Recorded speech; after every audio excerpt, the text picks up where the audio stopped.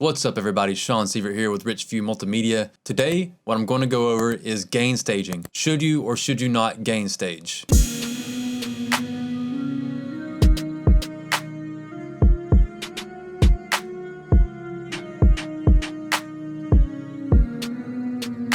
Alright, so with gain staging, I'm gonna be honest with you. For years, I did not gain stage. I was ignorant to the fact of gain staging for many years. Once it came to the point where I realized and found the truth out about how the plugins work and the best levels to send your audio into plugins, it changed everything. Have you ever mixed a song and you finish the mix, it sounds great in the studio, it sounds good in your headphones, everything sounds good, and then you get it mastered or you master it, and then you go listen in the car and you notice there's like one sound, maybe a piano, maybe a synth or guitar, something in the beat and the melody. Generally in the melody, I would notice it. There's a distortion. It gets to a loud point of that sound and then you start hearing that crackling and it just drives you nuts. So before I ever did any gain staging, I would hear this. I would mix a song, it would sound great in the studio, everyone would love it, and then I'd get in the car and listen to it, I'm like, why is this piano distorted? Why is this guitar distorted just at that one part? Learned about gain staging, started applying gain staging to my mixes, and it made all the difference. Since I've done gain staging, I have never heard that distortion in a sound again. So I'm just gonna go over a brief of gain staging. I'm not gonna go super deep into it. There's plenty of other videos on YouTube that do go into it, and maybe I'll make another one day that goes a little deeper. But I'm just gonna show you what I do that's helped me and resolve the challenges of getting sounds that are distorted in a beat that can really easily be resolved with gain staging. All right, so I've already gain staged here, and with Pro Tools and the plugins that I use in Pro Tools, I use UAD, I use Plugin Alliance, Waves. So I generally just all around use all kinds of plugins depending on the tracks and everything and what I'm looking for. What I learned was you wanna get your tracks to be hitting the plugins at -18 dB. So if you look here on the meter, you can hold command and click. You can see here's my volume. I've got everything set to 0.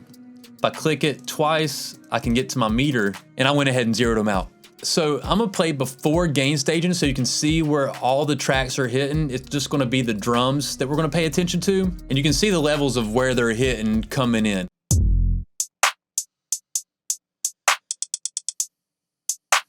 All right, you can see here that the hi-hat's sitting at 3.9, -3.9. This little click thing here is hitting at 3.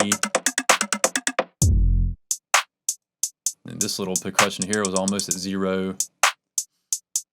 The sub sitting at -6.7. And we'll hear the kick come in right here.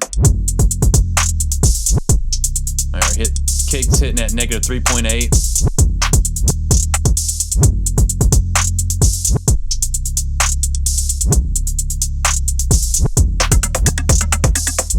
Okay, so this is with all the faders at 0. You can hear the levels. I mean, you can see where everything's peaking. So what I've done is I use a trim. I'm gonna turn the trims on here. And I've already trimmed it here. What I do is make the meters hit at -18 or close to it, sometimes a little less. I try to at least hit it at -18. All right, so I've cleared the meters so we can see what they're hitting at now with the trims enabled. Now you can see the hi-hat's -18.7.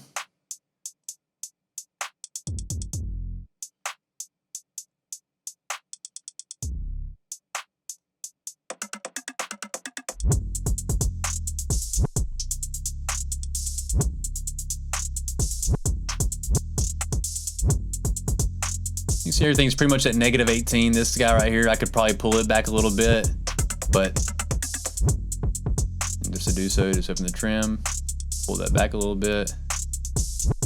Just get it under 18, -18. So you can already see how much quieter it is. What this does is this opens up plenty of headroom, but also whenever you go into a plugin, it guarantees that you're not going into the plugin too hot. That's where sometimes we can get that distortion after using plugins because we don't realize, hey, we're actually feeding this plugin too hot. Now, back in the day, when it came to like compressors, tapes, everything like that, there was noise. Even in the microphones, there was a lot of noise. With technology growing over time, they learned how to reduce that noise. When there was noise, you had to feed the sound, you had to feed the audio into that compressor, into that tape deck to compensate for the noise so your audio would be on top of the noise. We don't have to do that anymore because there's really not much noise. You might get some noise in some tubes sometimes, maybe.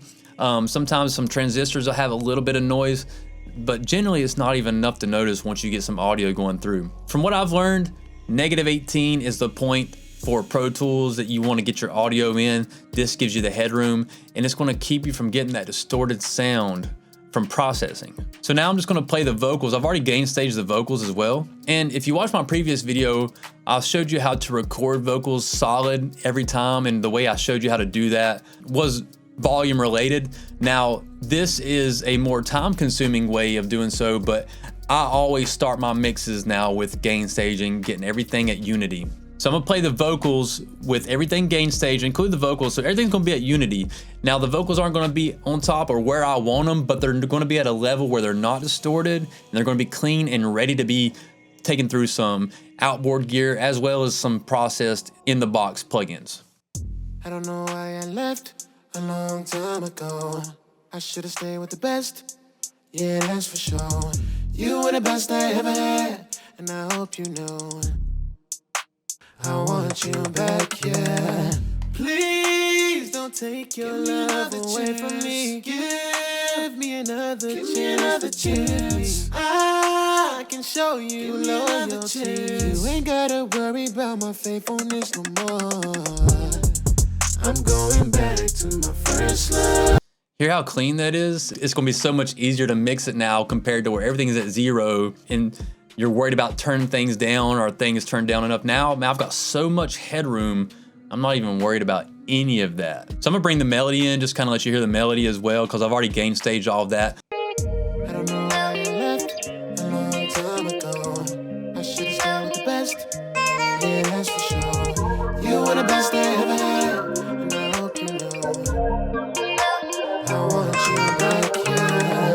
Please don't take your love away from me. Give me another chance. I can show you loyalty. You ain't gotta worry about my faithfulness no more. All right, so that's everything gain staged. Everything's hitting around -18. Some of the background tracks, I've even got them hitting, like you can see, under -20 at some parts. Most of them -18, but the ones where I'm like, you know what, those are gonna kind of be lower anyways. I just gave myself that extra headroom. So would I say gain staging is required? I'm not gonna say it's required. I have done many mixes before I ever did gain staging that were great, that you didn't really have the distortion in the sound. Would I encourage it? Absolutely. I've noticed a big difference in my mixes, especially as I study more gain staging. I study more the dynamics of plugins, the dynamics of hardware, as well as my converters, the levels that they like to have audio going through them as well, because your converter makes a big difference too. You don't want to send audio too hot through your converter, because then it can just sound like trash as well. The object of it is clean sound. You get that clean sound, it makes mixing so much easier. You don't have to do as much processing. You get the levels where you want them a lot easier. And generally what I do now after I gain stage, I use plugins to adjust my gain. I don't touch the faders. I might touch a fader, maybe, but generally I go in and just use the plugins or the hardware that I use to adjust the final output of each sound. So I hope this video has been helpful for you. If you have any questions about gain staging or any things that I do with my mixing, please leave them in the comments and I'll definitely get back to you. If you have any requests for specific videos you'd like to see me do, definitely leave them in the comments. I'm open to suggestions. Again, this song here was by Kylan. You can find him on Instagram. Be sure to like and follow his page. Don't forget to subscribe, like, and hit the bell on this video.